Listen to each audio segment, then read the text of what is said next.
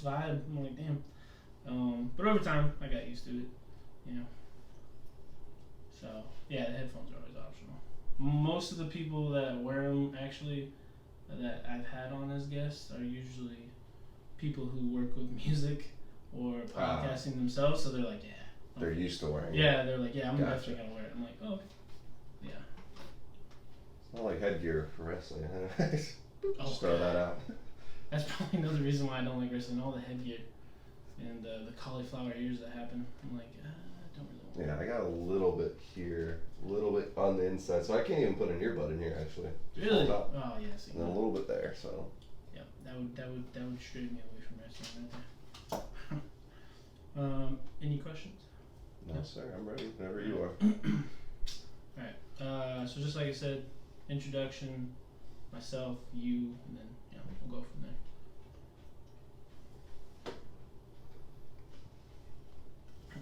I'll count us down from 3 to 1. Alright, so 3, 2, 1. Hey guys, and welcome back to another episode of Your Adventure Podcast. Happy to be back with another guest. Happy for you joining us. This is your host as always, Dustin Emery, and today's guest from Temecula is Dylan Garcia, a PTA, Physical Therapist Assistant. Did I say that right? Yes, sir. PTA is the right acronym, isn't it? Yes. Okay. I was doing a little Googling last night, trying to brush up on PTA and physical therapy. I did it once as a basketball athlete when I was a kid. It was not enjoyable. I'll say that. Just because I think I was more anxious to just getting back onto the court, so I wanted this to be over, but it helped. So I'll give you that. How you doing today? Fantastic. How are you? Not bad. Long drive, I know, Temecula.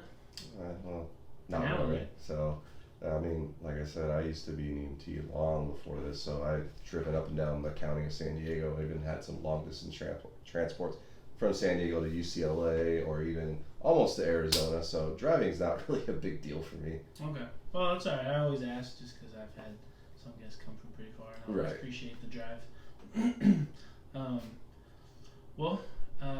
I know we kind of talked about exactly how the episode goes. And I know you said you listened to the Kessler brothers. So that probably Kisslers, yes. I'm sorry.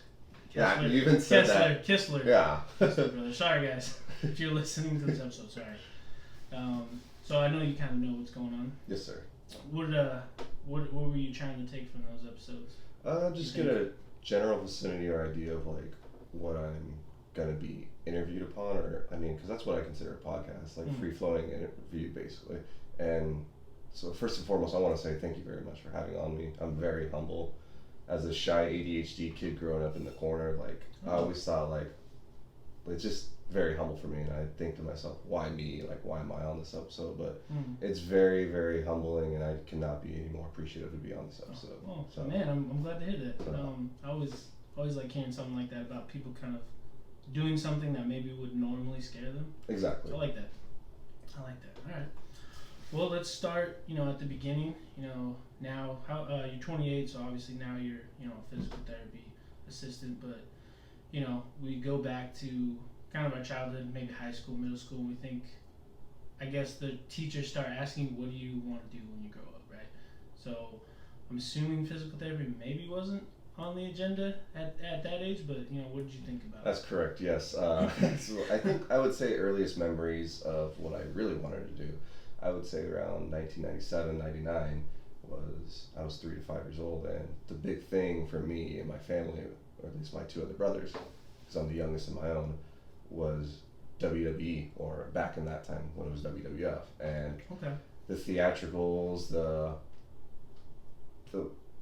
stage presence, whatnot, the crowd, the roar of everybody was always just so alluring for me. So, and that was just so fun to me, and the way that quickly changed out, because I started wrestling for real was in 2004, because my eldest brother was in high school wrestling, and he was like pitching it to my dad, like, Dylan should do this. So when you do that, going into WWE, and you're like, these are 2 different entities of the world. I guess the question could be is like, when did you find out the WWE was basically fake wrestling? Wait, what? No, I'm just kidding. Yeah, right? Exactly. You just found it. Hello. No. I would say right around pretty immediately when I started wrestling, because you see the things that they do in WWE and you're like, how the heck are they doing those moves? And you realize they're getting some sort of assistance. Mm-hmm. And then like you try and replicate it even as a kid on the wrestling mats, and you're like, I can't really do those. Yeah. It takes an insane amount of core strength. Granted, when you're younger, you have some core strength, but like these guys are very, very fit people, but they're helping their opponent or whatever you want to call it, whatnot, to do these things. And so that's how, like, for me, I was like, this is not real. That's when I pretty much knew my first wrestling practice. And then you're putting on the shoes. I still remember this to this day. I walk in, because I was in the kids program at Temecula Valley, and I was like, what the heck? Where's the chairs, the tables, where's all the that? ring, right? Exactly. And I was like, what? This is a fallacy, what I imagined. So it was pretty quickly for me to figure out that it wasn't real. Did it humble you pretty quickly, you think, or no? Or were you just naturally gifted, maybe? You know. I'd say about 50-50 for me to just assume that I knew everything was wrong. So I'm always just a humble type person. But yeah, I think if anything, I was more irritated at first because it's kind of like the Santa Claus story. Like, you fed, not a lie, but it's just like there's a reason that it was fed to you, and then when you realize that goes on, you're like, oh. It's kind of like that saying where a lot of people say, "Don't meet your hero." Oh, and I've met my heroes too, and yeah. Really? So. Who's your heroes here? Now I'm just curious. So since I said that, one of my first favorite artists was Mike Ness of Social Distortion. Okay. And I'm a big punk rock, heavy metal, anything with a guitar. I'm drawn to that. I think that was our age group genre. Really. Yeah, I would have said growing up it would have been out of that shift of punk rock and metal into grunge, because that was what was more of an acceptable thing. Not that there's anything wrong with grunge. It was just the type of style of music was going from hard to like mainstream in a way. Yeah. And not that there's anything wrong with it. That was just a shift. I still stayed with my music because that's just what resonated with me. But in 2016, this was at least a week after my grandfather passed away. I bring this up because my grandfather and I, this was my mother's father, we listened to a lot of Johnny Cash together. Ooh, okay. And every time Grandpa got in the car, he would go, put on that Johnny Cash music, wherever I would take him to breakfast or lunch, you name it. So Social Distortion loves to end their concerts with a cover of Ring of Fire. And I met Mike Ness because I'm the type of person, if I'm going to go to a concert, I go so early, because if I could buy a pit ticket, I'll be up in the front. So my buddy and I, we got there very early, and it was at the House of Blues of San Diego, sometime in September 2016. And I see this car pull up, and I see the guitarist Johnny Wickersham already come out. I met him, so I just say, hey, how you doing? And he's like, I'm pretty good. And then the drummer comes out, and then the bassist, and then eventually Mike Ness comes out. And he's with his wife, and I'm trying to do everything in the world to get his attention, because he's going through the entrance that I'm just like right in front of. And he's just like not giving me any type of attention. And it got to the point where his wife had to tell him, like, just go say hi to him, take a minute out of your day. Yeah. And he was not the most happiest. I would say he was very grumpy. But I'm going to give him some fall for this, because I think the night before he played out in Vegas. So give him a pass. Yeah, 50-50, because that night my other buddy's friend showed up, and he's a very tall, lanky dude. And he's filming the show. I like to film the shows because people give you a lot of shite if you film the show. I like to watch it back and feel emotions that I felt that day and that time, because I've been to so many concerts. Anyways, my buddy's friend, like I said, he's tall, he's lanky, he's like 6'3". Arm span could probably touch that light right there. From where you're sitting? From where I'm sitting. Oh, okay. I'm just exaggerating maybe a little bit, but still. Anyhow, I get you. He's at the front with us, and he's putting the camera, so he's got the reach, and the pit from here to the stage is not that very far.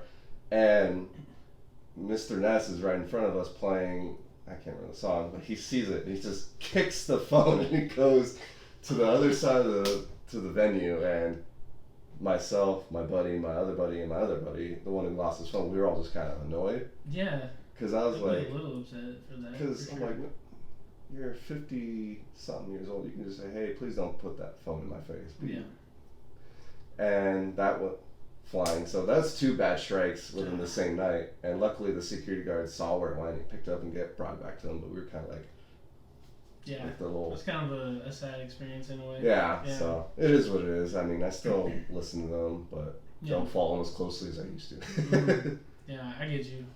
Yeah, I mean that really that really validates that saying, because I always hear that from people, but I guess it's 50-50 on some people. You know what I mean? Now that I want to ask, have you met a hero where that kind of something like that to that effect has happened? No, it's I don't know if it's I don't know if the right word is like selfish or just I don't know. The really my only hero is Kobe, honestly.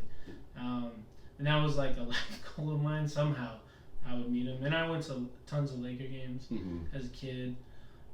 Stood out like even with my brother, he'll remember this. Like we stood out like in the parking lots to where like, you know, their cars would come out like after games or before games, and we would stand there trying to get autographs or, you know, them to roll down the window, say hi. I had a few players do that, you know, over the years, but I never got Kobe. And I remember when I got older, probably when I was like 21, that was like a goal of mine. I was like, you know what? I was like, someday I'm gonna make like enough money to where because I think at the time when he was alive, you know how you can kind of book celebrities for like motivational talking and whatever for your company or whatever. And my brother owns a coffee shop business in Redlands. So my goal when I turned 21, I was like, you know what, I'm going to make enough money in my life somehow to where I'm going to book Kobe to like come down to my brother's business and like do a talk. That's how I'm going to meet him somehow. And then, you know, lo and behold, you know, he passed away a few years ago. But that was a goal. But no, I never got to meet him. I still love that though, because even at a young age, a lot of people that age didn't know what they were doing. Granted, I didn't, but you were straightforward, like, I'm going to be successful to the point where I can meet my hero. Yeah. I didn't really know exactly what my career was going to be at that time. Exactly. But I knew I needed to do something big so I could get to that goal, just because he wasn't cheap to book. Right. No, that's still a beautiful mindset, though. But that was a goal, yeah. But like I said, unfortunately, you know, he passed away a few years ago, so now that's kind of out the window. So I don't know if, yeah, that's a good question you asked. I don't know if I have a hero anymore. I don't know. Or at least a living one, I guess. I don't know. That's fair. Yeah, it's hard to say. Yeah, I guess that's my hero story. Okay, so met your hero. That didn't work out, unfortunately. But so you started wrestling, like you talked about. Your goal, you know, as a young kid was WWE. But once you got into wrestling and out of high school, you know, what was kind of your career mindset at that point? You know? So as soon as I graduated high school, I was gonna try to be a firefighter and paramedic. Okay. And so I was going to school at Palomar College, which was in Escondido, right nearby San Marcos. Okay. And I did that from about 2014-ish to 2018. So I got 2 associate's degree, fire technology and emergency management, and then I had my EMT license. And this a lot of times begs the question I hear a lot of my patients, or even just people in general, like, what made you the transition from firefighter or medic to go to a physical therapist assistant? And it was really long term because, like, so after I got my EMT license, you'd have to go to paramedic school, which is a year long. And I knew a friend of mine, a very good friend of mine, who works at, I believe, Poway Fire now. He failed out one of the last weeks, and if you fail out, you got to start from day one. Wow. And then you have to go to the academy, and then you have to get your firefighter level 1 cert, and then so on. And that just sounds like years and years down the road. And I can't grow facial hair, but that sounds like I'm gonna have a beard down to touching my knees. So maybe I'm somewhat accurate. I know if there's some people listening who are firefighter medics, I'd say I'm along the track, and then I just jumped from Palomar College of San Marcos to getting my bachelor's in kines. And then that was kind of a kinesiology. Yes, sir. Kinesiology, specifically health science, so that could go many routes. And it was mostly to stay in the medical field because my mother's a nurse practitioner, actually. Okay. Technically, she's a doctorate nurse practitioner, but so I was going to stay medical related because I knew your foundation of medical or whatever it is, stay strong, so you know something. Yeah. It does pay well. Not that was a motivating factor. It does help a little bit because I like making money, but that's not my top priority. And then when I finished out at San Marcos, I pretty much jumped from Cal State San Marcos. I graduated of May of 2020 and started a month later at Loma Linda University for the physical therapist assistant in the pandemic. Well, how do you do physical therapy in the pandemic? How's that work? Oh my goodness, that was. Explain that one. So my cohort, if there's anybody listening, you guys understand how rough that was, because it was definitely different from all the other cohorts at Loma Linda, even now, because they're probably maybe fully transitioned back into what it used to be. I don't know. I don't hear from a lot from that perspective, but all of our lectures were online, but our labs were in person. So it was definitely difficult. Like our first program with Loma Linda, we start off with gross anatomy. Okay. And if you fail that class, you fail a program. You're just out. Really? So can you retake it, or? Nope. You try the next cohort the following year.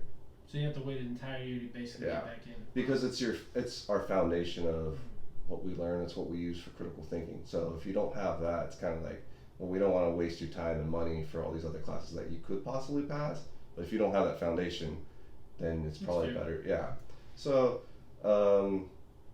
so lectures were online, but the labs were in person. So the funny thing is, being in a gross anatomy class during COVID in July of 2020, the way, I don't know if they still do it this way, but we had 4 people in each group, and we started off with like 65, 70 people, and we graduated with like 50. Just because like a lot of people dropped. Because of the gross anatomy and so on. But there's 4 people per cadaver, and we had a ton of cadavers because it's a big medical school, obviously. So it was definitely difficult. It definitely made me the therapist that I am today. I'm so grateful for that opportunity. It was definitely a very, very difficult program. It was definitely harder than anything I've ever done in my entire life. People will say, like, harder than your bachelor's? I'm like, by a mile. Really? Because it's so focused on physical therapy. Health science, it's like, well, we can take a stress management class, we can take biomechanics, we can take, you name it. And some of them are nowhere near as hard as anything that I took at Loma Linda. So basically, you get into this program because you have like a bachelor's background? So, or can you get into the program before that? Actually, that's the weird thing, is we had maybe 3 or 2 people who are fresh out of high school in that program who've graduated, and I know that they're working as therapists. Okay. Can you imagine being at 18, you're in like a program where you could set up your career, and you're like just kicking butt so well where you don't have to worry about, like, you know, I understand this education system, I understand this and that, and you've got it figured out at 18. I didn't. No, I definitely didn't. I mean, even going back, because in school, because I went to Crafton for like my associates, and then I'm still at Cal State right now. But even at Cal State, some of my I was gonna say students, but that's not correct. Some of my classmates, there you go. Some of them are 18, right, in the classes that I'm taking, and it's like their first year at Cal State, and it's just interesting to talk to them, because some of them, it's 50-50 for sure. Some of them are like, oh, I got it figured out, I know what I want to do. I'm like, okay. The other 50% are the kids who are like, I don't know what I want to do, I don't know why I'm here, but my parents are forcing me to be here. So like, I either get a job or I go to school. Right. Or like, both. Or both, yeah. So they're like, that's why I'm in school. And I'm like, oh, okay. So for those people, I'm just like, man, I hope you figure it out, because school's not cheap. So it's like, why waste, I guess, those years on something you don't want to do, or you don't know what you want to do, I guess. So which school are you at? So I'm currently at Cal State San Bernardino. Oh, beautiful. So nice. We're going into a similar background with you. I'm majoring in psychology. Beautiful. And I'm also majoring in kinesiology, so I'm doing both. So. Is there a specific route? Because I know there's so many things at kinesiology. The long-term goal would to be sports psychology. Nice. And kinesiology helps me with that. Right now I'm a therapist for the San Bernardino School District. I love that. Nice. With my associate's degrees, I'm allowed to get into there. Nice. I can't really go any further than that right now, but you know, the long-term goal would to be somewhere in sports, because that's definitely where my heart's at. Mm-hmm. You know, I can't really see myself just dealing with, I guess, the everyday problems, I guess, as a psychologist, or so yeah. But I get your point though about the 18-year-olds. I didn't know what I was doing at 18. Now, I definitely wasn't in school at 18. That's for sure. Speaking to the effect of wanting to work with athletes, so do you follow mixed martial arts at all? Just a little bit, and it's really the mainstream stuff, UFC. Gotcha. That's about it. So I like Bellator too, all the other leagues too. Mm-hmm. I pretty much am a fan of just any combat sport. But going to the UFC because they have a performance institute in Las Vegas, and so they have PTs on board. And I've messaged them. I've called somebody and I'm like, do you guys have PTAs? I would love to, heck, even do an internship. Maybe see if that'd be awesome. Yeah, exactly. Because I would love to. I don't know if that'd be a permanent goal, but I would love to work with the UFC and work with those athletes. I know that there's sometimes other sports athletes. I know that there's a couple basketball athletes that'll come into the Performance Institute.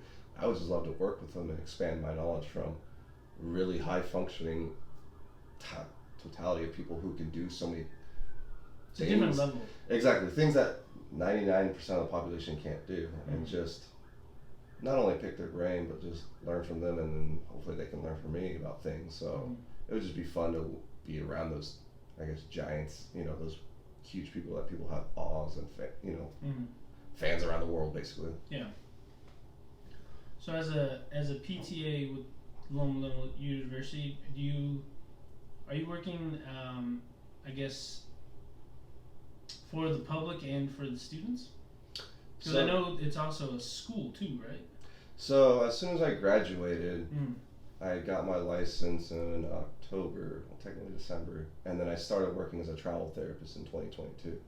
Okay, so you don't work at Loma University? No, okay, I tried, and then they called me back a little too late. So my first real job, I was a travel therapist. I was working in, do you know Merced, California? I do.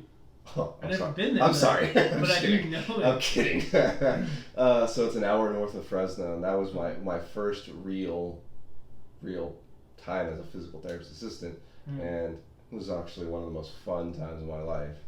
I've worked with wonderful therapists, an occupational therapist, a CODA, 2 PTAs, one who I admired so much because I just thought she was a complete package, somebody who was just really cool, and just somebody I admire the most to this day. She has an awesome soul. And then, because now I work in outpatient, so from going nursing home to outpatient, two different ballparks by like a mile. So the difference at nursing home is from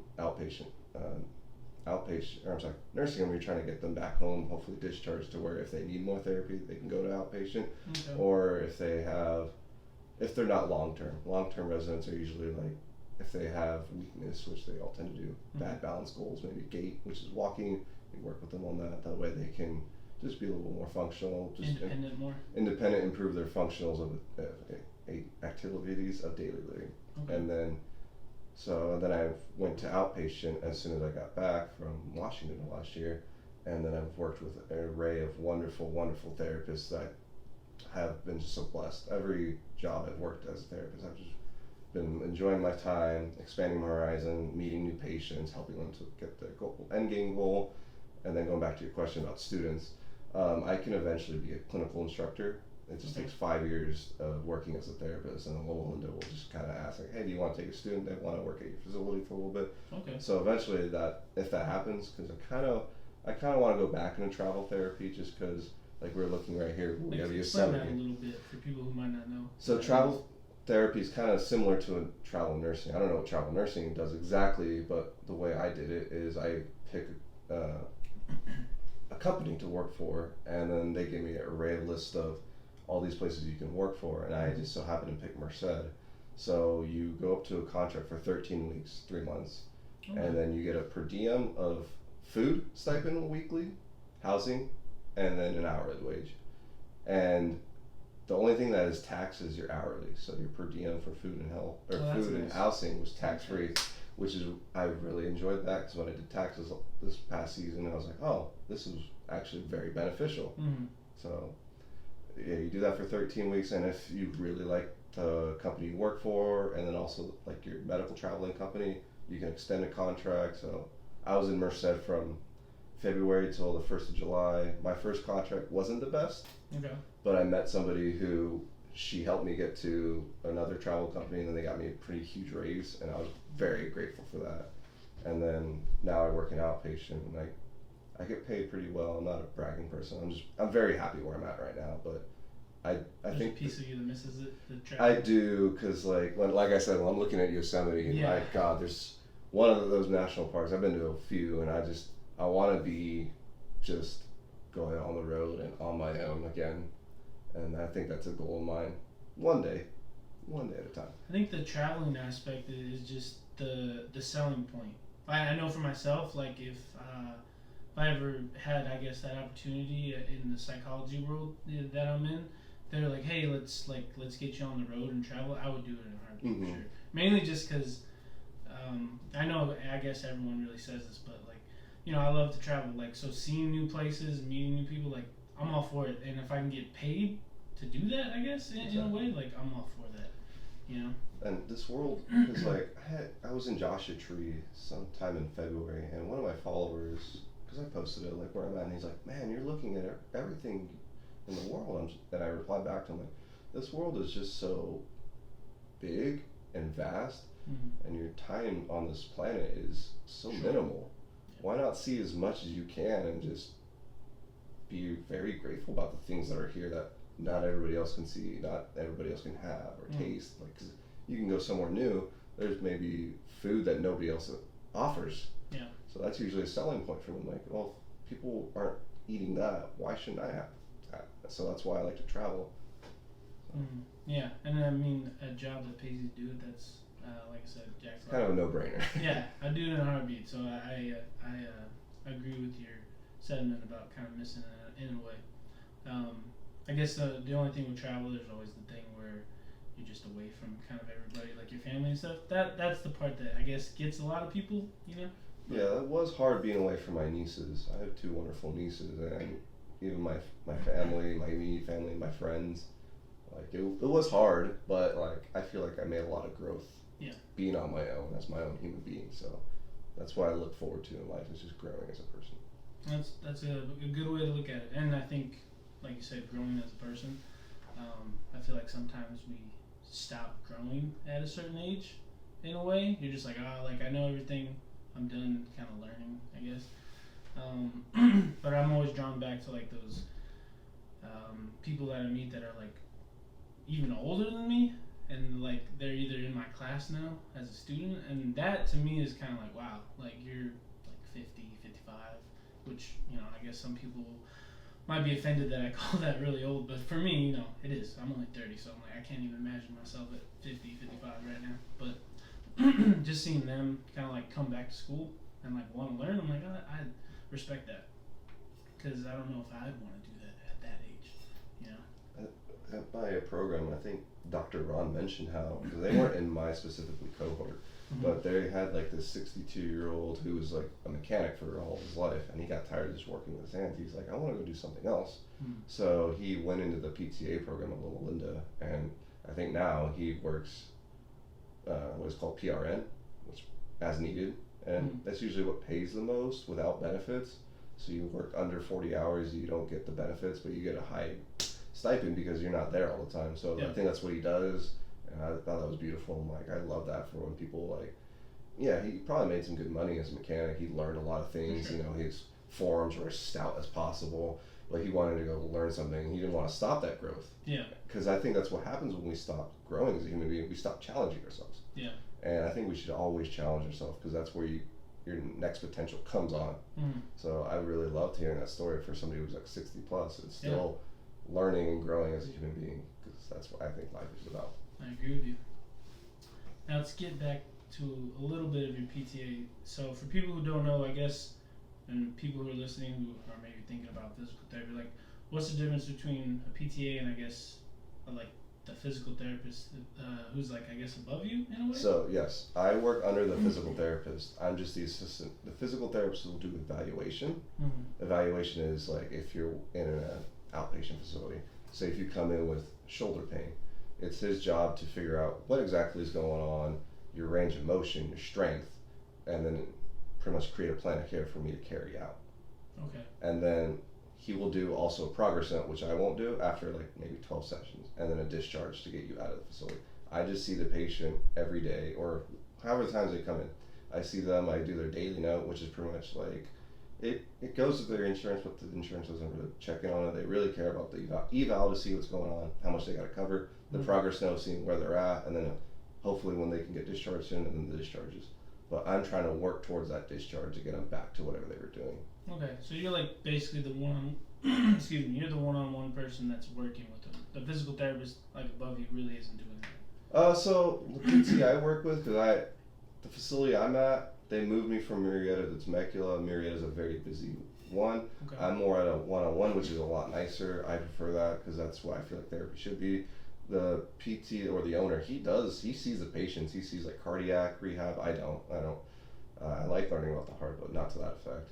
But he does see patients. He'll do evals the same day, and he'll still treat not the same eval and treat that same day, but he'll still treat somebody else that day. So he's still a very hardworking therapist. Very hands-on still. Yes, he's not the business owner. Yeah, that's nice. Because I kind of like that in people who are in different fields that are more like hands-on instead of, I guess. I mean, I understand if you have to delegate sometimes, but I don't know. Kind of being hands-on is nice sometimes. It kind of shows. I think people like that you still kind of care. Yeah. And what makes that different from nursing home is like the PTs will still do an eval. Maybe they'll see patients, but it got to the point in my last job where our therapist, who actually went to Loma Linda in Central California, out of all places, who went to Hanford. So we needed a PT because he needed to do the progress notes. Because if you don't get those progress notes done, I can't see the patients. Facility won't get paid. Facility wants to get paid, so they need the PT. So we draw in a PT from Madera, and that's about 40 minutes south. And that doesn't sound like too bad, but if you have your own caseload in Madera, and then you got to go up to Merced. Yeah. And I hear he's still doing that, so I'm like, hey, good for you if you can do that. I'm just like, get another PT in there to help him out. That way he doesn't have to come in and do all these paperwork stuff. Yeah, that's true. Make it easier on yourself. Exactly. Make it easier. So my next question for you is, your school, now you're working. It sounds like you're still very fresh in that industry in a way. So I guess school, work, if you want to combine the two, what do you think was like your biggest struggle through like all of it, like through your journey, I guess? So I would say just as a whole, with having ADHD, I was very, very hyper, because it's a hyperactive disorder. I was very up and down the boulevard in elementary school. I had to get held back in first grade because I was just, not that I was reckless, but like I couldn't sit down and focus. I think I have a cap on that much better than before. And then middle school kind of slowly waded away, but it didn't really wane away until I would say college years, like at San Marcos as an undergrad, and then definitely by time I got to Loma Linda. I was still taking my Adderall because I needed it to focus down a little bit more because the classes in Loma Linda were much harder. But ADHD as a whole has pretty much been my difficulty. Not that it's been like my Achilles. I think there's some benefits to it, but like it's made me who I am today. And then like a recent struggle, I would say just that whole pandemic of trying to learn online, and then the world doesn't know what's going on. There's so many what ifs and whatnots and whatever, and then just trying to learn and then deal with your own struggles, aspects, and then just trying to be the best student you can. That way you can be a good therapist, that type of thing. So ADHD has been my life struggle, but I think I've gotten better on it. And then recently, just I would say COVID and lockdown and trying to learn all that stuff. I think the COVID thing was just, or I think it'll be interesting in like 15, 20 years when they kind of have like all the research and they kind of look back on COVID for the last, I guess, 2 years really. Especially when it comes to education. Kind of like you talked about, like how a lot of stuff was online. It was hard to learn. I mean, I had nephews and cousins and people in school, that were like middle school or maybe a little younger, and they were just like passing people, like, because the kids weren't paying attention online, so they were just like skipping basically a whole grade because they're like, we're not gonna make you come back, and you barely want to pay attention online. So I'm just curious to see like I guess the long term effects of that. Right. You know, or even people in college who, you know, I heard so many stories and ran into people that did it that, you know, they were just basically like cheating on every class because it's just a Zoom class and the test is online, so I can't. But it's like, well, did you learn anything though? Exactly. Like, especially in whatever profession you're gonna do, I'm just like, wouldn't you rather know it and instead of, I guess, being stumped like 10, 15 years later because you never paid attention, I guess, in that class. Exactly. So I'm curious to see that. And I do ask my patients, especially the younger ones, because we have all age groups. Mm-hmm. So like I like to ask the people who are about to graduate, or maybe they're in college, and because like if you think about it, if my patients who are about to graduate high school, Mm-hmm. they might have been a freshman or maybe 8th grade. So I like to figure out, hone in on that, like, oh, what happened during that time? What was your perspective? And they're like, they'll say like it was a lot of online, or maybe I didn't talk to a lot of people because you're so isolated. Mm-hmm. So it was definitely different for everybody. There's probably not a lot of people who can say it was a positive experience for them, because the world was just in a whole upside down what ifs, you know, you name it. It was like, what's going to happen tomorrow? What's going to be different from 2 weeks from now?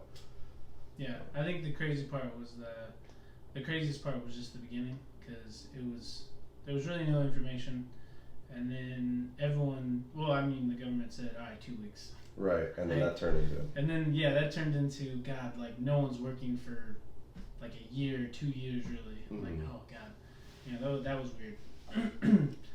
For all those people, I feel bad. You know, I was able to work even during COVID, but for other people that weren't able to, I don't know how they made it. Yeah, I have a patient. I don't know how they did it. I have a patient. He's a retired particle physicist, but he was saying like. Wow, I know. It's heavy. I know. And he's like, there's this project that he was going to start before the lockdown. And he said he put like over 300 grand into this project. Him and his business partner, or I'm sure he was also a particle physicist too. They got they got approved for all these type of things. They got this machine to do all these type of things. And he said the lockdown messed that up, and then his partner didn't even know when the things were going to lift up, so he had to withdraw, and the patient's still kind of annoyed about it to this day. I would be 300 grand too, but like, if you're doing something that could maybe change the outlook of the world or humanity, I would be annoyed too. Yeah, because I mean, like I said, that's an intense field, so I'd imagine whatever he's doing is I would assume monumental, hopefully. Hopefully, yeah. Or he at least thinks it could be. Mm-hmm. Man, I don't even know what that word means. Is a particle physicist? I don't even know how to describe that. I mean, that's crazy. The way I think of it, and I think what he summed up to me is like, so we know that electrons exist because they're outside the nucleus. Okay. And they're free floating. So inside the nucleus, you have your protons and your neutrons, and he's pretty much looking inside of that, past that point. But pretty much what he said was like, it's a real but unrealistic thing. You're trying to make something that doesn't, because it's so far, like it's so microscopic. You're trying to make something reality, but you can't see it. And every time I see him, I'm like, how's the smartest man in the world doing? And he looks around and he's like, you must be talking about somebody else. I'm like, no, I'm talking about you, but it's just a fun joke to have. He'd be the person that I would probably try to pick his brain. Exactly. As much as possible. Exactly. Like your field, it's out of this world, so I don't know. Yeah, exactly. I'd have to ask a lot of questions. Especially because he's older, so now the technology that he used. Well, that's true. 40, he's 30. He's in a whole new world now. Exactly. So I love learning from him, and he's just such he's very fun and practical to learn from, and just we mess with each other, because that's not that I mess with all my patients, but like when I get you for therapy, we're not gonna we'll talk about your injury, but like my goal is to get that out of your mind. Like I'm gonna make you laugh as much as possible, because if I can make you laugh, we're gonna have a good time. So that actually segues perfectly into kind of my next question about what can I say? My brain works one time out of the day, so you got me when it works. About your therapy, you know. My approach. Yeah, I guess I have the question here, like, you know, how do you motivate your patients? Because I don't think everybody wants to be there, or I don't know if really anybody wants to be there, right? Some do. From a nursing standpoint, a lot of them are so deconditioned. Granted, it could have been COVID. It could be their lifestyle. It could have been their comorbidities, whole array of spectrum that could have happened to them. A lot of them are just unfortunately not the most happiest, but once you find what we call that therapeutic bond, that breakthrough, like I had this patient, he's no longer with us, rest in peace. He was up there in age and he fought in World War II and he lived through the 40s and 50s. And he wouldn't want to do therapy, but like if you bribed him with food, or like for me, I talked to him about the 40s, the 50s. Tell me what you saw through the war. Tell me what life was like when you came home. Because if I just want to say, hey, I want to work on your balance, it's like, I don't want to get up out of bed for that. Does it sound kind of like ingenuous, kind of in a way? Disingenuous? Yeah, thank you. Disingenuous. So, like for me, and I also learned this from a travel therapist, he was hilarious, and he was a PT, I was the assistant, but like, I just learned ways to approach people much differently. Like, for example, he would do an eval, and when he was done with them, he would just jokingly with them say like, okay, I'm gonna bring in your physical therapist to do your eval. And they're like, what? And he's like, yeah, I'm just a janitor here. So he'd say things like that. So like, that gave me ideas of like, how to not mess with patients. I don't want to make them seem like I'm picking on them. Make it a fun environment. Exactly, because I don't want to be like, we're gonna do this exercise, and they'll be like, ugh, or maybe they're like, I just did that, or for some reason or the other. For me, it's like, if we're not laughing, or heck, I even talk about food with my patient. About 99% of the time, we're talking about food. Exactly, and so that'll get the buy-in approach much easier than like, oh, your shoulder hurts or your knee hurts. What did you do? That type of thing. Because if I ask them, what did you do? It's like I'm blaming them. So I want to just make it, whatever that duration of their session is, the most fun time that they have in their day. Because like, life's just can be so hard. People maybe have bills. Well, everybody's got bills. Yeah. People have got this, they got that. Maybe they got kids, or maybe they got their struggles are worrying. And if they got to come into therapy and they're like, oh, I got to do this guy's gonna make me do this thing. No, we're gonna have fun with this. And it also takes time out of your day. And it's kind of like when you talked about bills and family and kids and all that. So it's like to have this thing that doesn't. I think a lot of people would probably say it doesn't benefit them, right? Or it could be daunting. Or it could be daunting. Like, even though in the long run, like, yeah, that could benefit them, right? The therapy.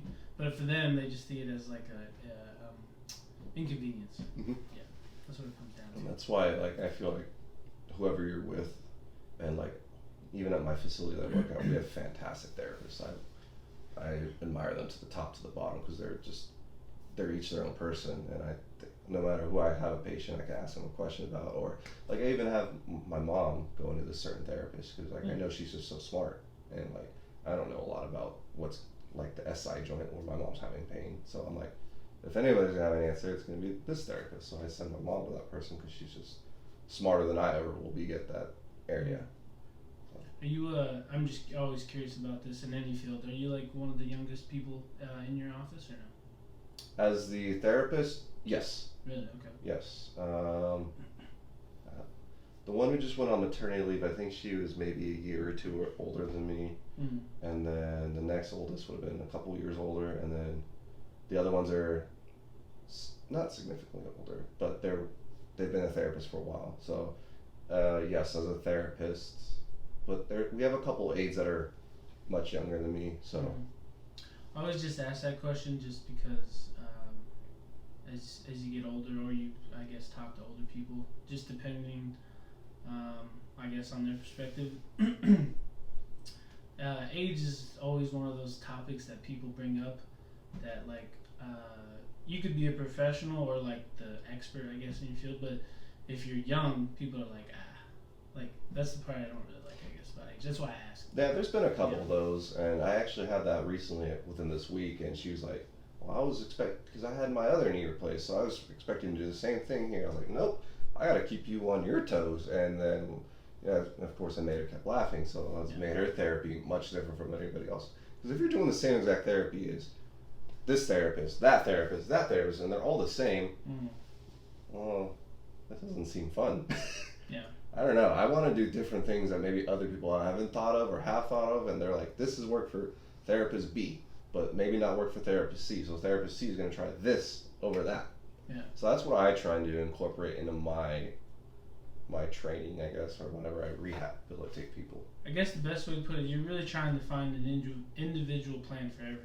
Because, like, everyone's different, and everyone's Yes. going to take, I guess, working out of therapy differently. So You each person will have their own plan of care, and some are much different. Some are like, maybe get back to working without pain, or some are just get their strength to this amount, or so on. So I gotta create my own plan of care to carry it out upon what the therapist has created. It's good that you said that because it immediately took me back to my own physical therapy when I was in high school. So I had dislocated my knee in practice during basketball season. I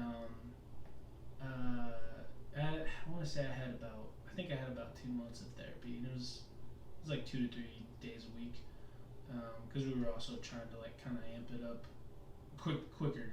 Right, to get you back there. Yeah. I would say the therapy was,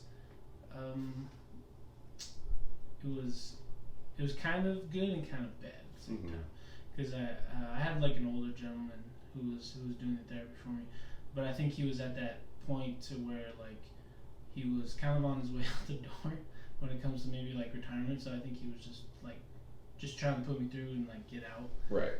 So I was kind of upset about that, but the reason that popped into my head was I don't remember the name of the machine, but you might know it. It's like little sensors, and they put it on my knee. It's like little sensors that pulsate. Yeah, NMES. Okay, thank you. Or TENS, whatever. So I never asked my therapist, but I've always been curious about what is the purpose of that machine exactly?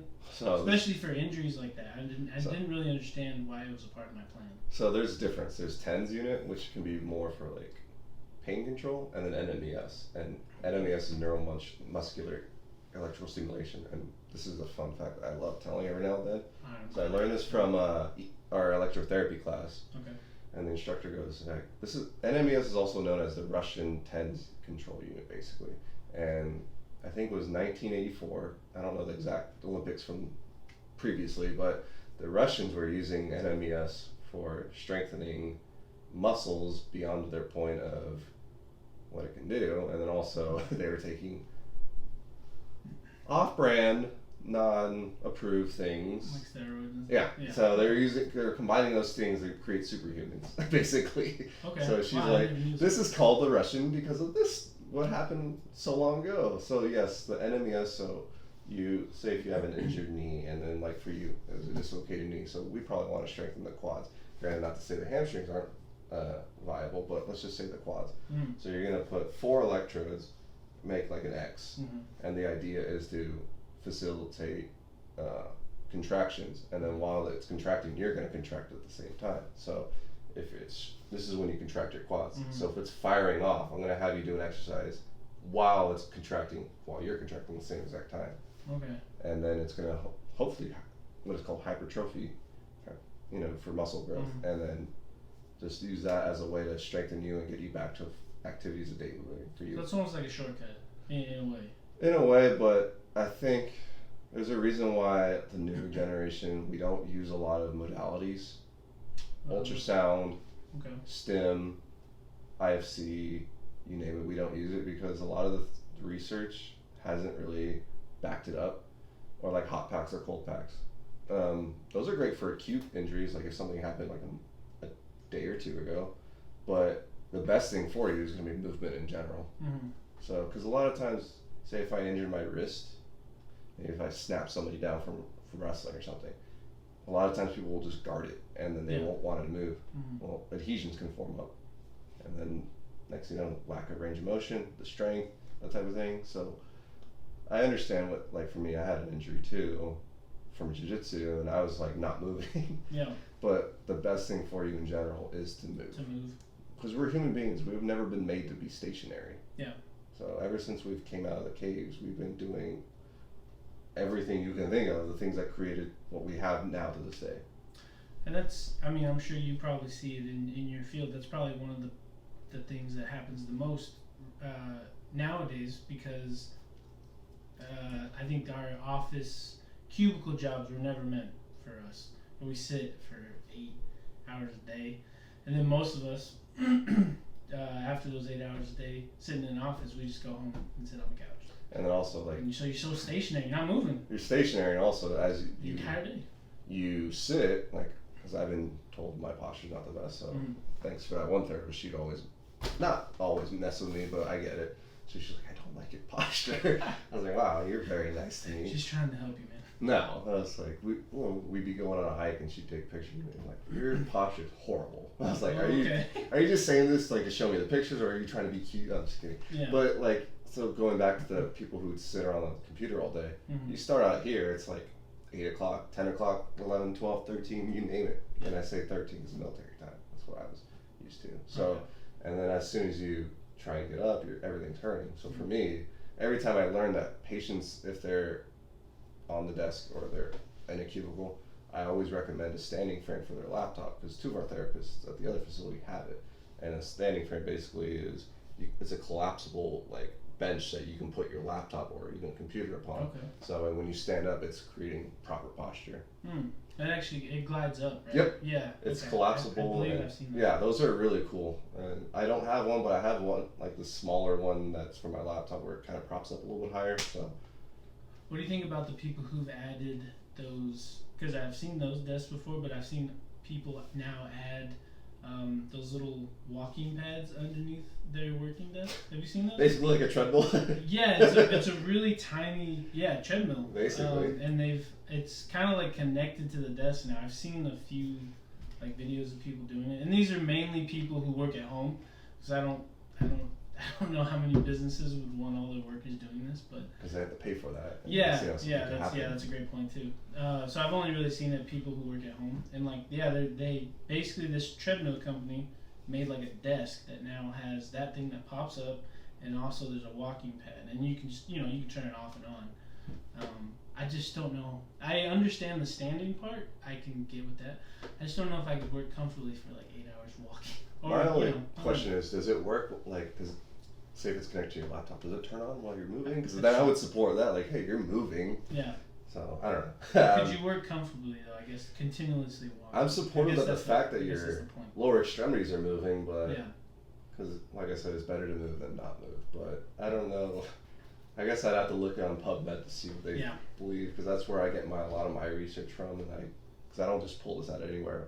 I still have my textbooks next to me at work, so if I want to reference something, I'll point something out. You definitely. I don't think I remember seeing books at therapy. That's smart of you. I think there are. They're not where you think they're at. Oh, okay. All right. Maybe I just didn't pay attention. Because even my other therapist, and he's 60 years old, and he just transitioned from nursing home as a director of rehab to outpatient, and he has his therapeutic exercise book next to him. Whenever he gets time, he's looking at things for patients. So I kept mine next to me. I have my boards book. So my boards book was pretty much all the information to pass my license exam. So I have 2 things there. And I guess in that field, there's probably always new techniques coming out every day, right? Or no? Maybe. I follow a lot of physical therapists online. Like, I have a patient. She had labrum surgery. She lacks hip abductions to draw your leg away from the body. Okay, that's when it to goes the side. out. Yeah. Yes. Okay. And she's off by about 10 degrees. So I found this exercise online where you lay on your side and your back's against the wall, and then you have a towel against the wall, and you're just going up, mimicking that same exact motion. Because you can stretch it too, stretch your glute medius, and that'd be great. But I like to stretch and then do something functional moving. So, as a physical therapist, now I'm curious. What is your opinion on, I guess, the fitness industry nowadays? I mean, I love what they're doing. I think for me, I just want people to be happy and healthy. I don't really pay attention to what they do, but if they're promoting for them to, hey, get in the gym, come work out 3 or 4 times a week, I'm all for that. I guess the big thing too about the fitness industry is our physical therapists pro or con on, I guess, trying to lift as much weight as possible? Because a lot of times it's where, if people aren't doing it correctly, that's where they get hurt. I would say about 50-50. All of my therapists that I've worked with are pro for what personal trainers do. Maybe there's some things that are not super exact that's like maybe there's some things that are off that personal trainers do that other PTs that do. It's probably just semantics at this point, but I'm all for me trying to discharge them, and if they want to go work out at the gym and they want a personal trainer, go get one. But I had a point to this, I just totally forgot. But it'll come back to me in an hour from now. Anyways.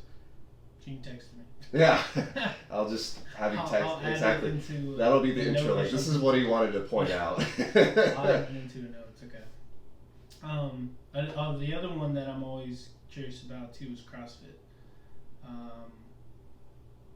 Mainly just because I've done it like twice, but I didn't like it, so I stopped. Mainly because of the injuries. Because the CrossFit thing just seems, I don't know. To me, it seems ridiculous. I understand that. I don't know if physical therapists think the same thing though. Because it's a lot of swinging. Me personally, I don't, because I did it for going into my junior year of wrestling, and I just wanted to be strong because that's where I cut the most weight. So I wanted to be just fit at that weight class. I'm a big fan of it. Obviously, not a big fan of injuries, but because that was a little bit of my background, and I enjoy doing that stuff. I haven't done it since then, but I'm not against it. There's just certain things like, now that I think about it, what a traditional pull-up is, I just feel like a kipping pull-up is the swinging ones. Not the most.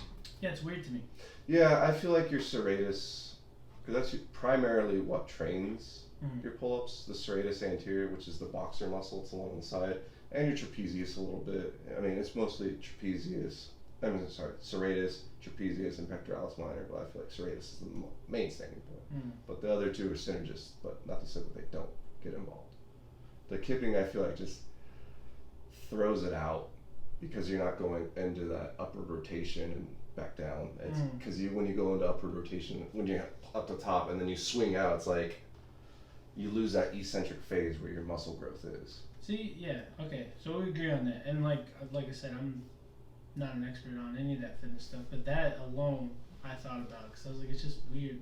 I feel like I'm not getting the same. I don't know, same workout, I guess. Yeah, because where your muscle growth is, like I said, the eccentric phase, it's where everything is elongated or stretched out with resistance, and you got to control it to a certain extent. If you're pulling up and just going back and forth, I just don't see how the serratus, the trapezius, and the pectoralis minor are really working as efficient. Maybe there's a study, maybe there's an EMG control study out there. I'll have to look into it, but that's just my own personal belief. But like CrossFit as a whole, you're doing kettlebells. Yeah, you're getting a lot of crazy forearm actions in there. I would say not everything is bad there. Like, I guess that's one thing I should say. But some of them, I'm just like, I don't see the benefit, or I guess the injury part is the part that I think scares me the most. Just because most people I know who do CrossFit, they always have some crazy injury, and I'm like, oh shit. And just because something to do with swinging, it's usually something to do with swinging. Well, I'll put this in another perspective. Usually. Name me a sport that doesn't have injuries. Well, that's fair. So, that's true. I think that's going to be part of no matter what his pickleball. Like, I have patients who are injured in pickleball. That's a fun sport to play. I've never played pickleball. Oh, man. I know it's getting popular now. Yeah, I noticed that. I played that a couple times with a classmate of mine that's Loma Linda, and it was fun. I was like, oh, I didn't know this was a thing, so. I just recently, I think, learned about it just because of the NBA, actually. Because some players were buying a team that is a part of a pickleball league, which I didn't even know there was a pickleball league. So if you got the money for it, go ahead. Yeah, I mean that's kind of what I said when I saw the news about it. I was like, oh okay, I didn't know pickleball was until that moment. Didn't know it was a thing. I always thought of it as I thought it was kind of like badminton, but I was totally wrong. I feel like it's a combination of badminton and ping pong. Yeah, that's a good way to put it. Ping pong too. Ping pong's a lot of fun. Ping pong, yes, I agree with that. Well, now we're kind of winding down a little bit. Before I ask like the last question, I guess this could probably be tied into success as well, but I had it here, so I was kind of curious. Like, where do you think where would you want your career to be? I guess in this field in the next 5 years. You know, this isn't hooked up to the success question I have later, but gotcha. I guess short-term goal is 5 years. To be honest, when I get asked that type of stuff, I get a lot of anxiety because like I have to really sit and think about like my life in 5 years from now. And like, I'm a person, just to quote Deadpool or Ryan Reynolds, just be a better person each day. And like, I remember when I did my interview for the outpatient job, I was telling them how like I might just go back to travel therapy. And at first they were kind of hesitant on giving me a job, and then they were like, "No, we'll just take a chance, and if you want to go, we'll support it." And then when it came to my performance review, they were like, "We thought you'd be gone by now," and I was like, Really? So ideally, I think I definitely want to go back to travel therapy, but career-wise, the next 5 years, I'm definitely going to be still working as a therapist. But going back to that, I brought this up the other day because I'm looking into it. I haven't done. This is like 5% of me that's done the research in this about being a canine therapist. I can't remember the exact cert, but I could work with dogs and animals and whatnot as for physical therapy. I didn't actually know they had physical therapy for them. Yeah, I learned that from my first clinical. He brought that up, and I thought that was really cool. So I thought that was really cool just to think about, like, hey, I could work with Bob's You big pit bull. Yeah, so you big animal person. Oh, yeah, big dog fan. Okay. I was in Arizona about a month ago. I still kick myself to this day. I was at a cafe getting breakfast, and I saw this hat that says, "Hold my drink while I pet your dog," or "Pet this dog," whatever. And I was like, that sums me up to a T. Okay. Like, I'm the type of person who waves the dogs, even if they can't wave back. Maybe in a couple generations from now they'll adapt and wave back. But Oh, God. Sounds but, like AI or something. Yeah. Well. I get you though. But yeah, so canine research, I would love to do that, just to expand my horizon from not only just humans, but learn about anatomy from dogs, what they have. So Would you have to go back to school for that exactly? Or, it's like it's I think an Or is it 8-month easy program, and it's just 3/4 and nothing too crazy. It's not like you have to know this to a T. It's like it seems like it's pretty lenient, but like you'll still get your work in and you can get a cert. And I just like having other, not bragging points, but just other things that make me stand out as a therapist / human being. Yeah, and I mean more job opportunities for sure. That too. With the more certifications, yeah. Exactly. That So always helps.